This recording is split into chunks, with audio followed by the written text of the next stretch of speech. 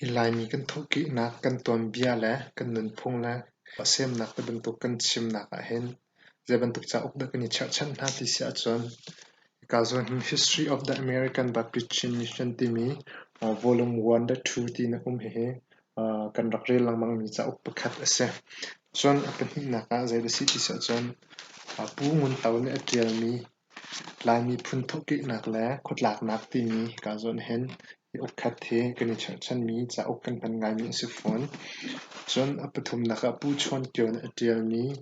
kazon a hen lai mi phun thoki nak ton bia ti mi cha uk he ni chan ngai mi cha uk pakhat ase phone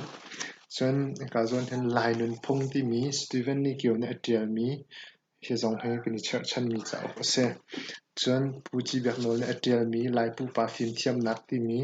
kazon hen kan ni chan mi ase phone chon kazon hen the chin hills ti mi he thak carry ne an diary an rak chua mi ase tha tak tak mi ase izong he kan rak chan mi ase lai hol in an le mi chu lai hol cho lai ram ti kha ase volume 1 le 2 in thum thiam he kan ni chan mi cha uk ase chon chin kri farmation thait lai ti mi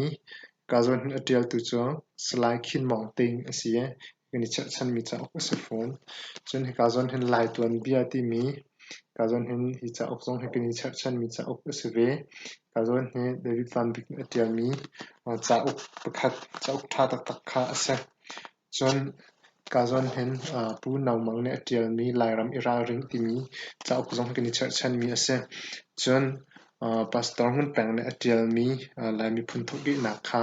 ukhat umri chu kan ni chan mi cha uk ase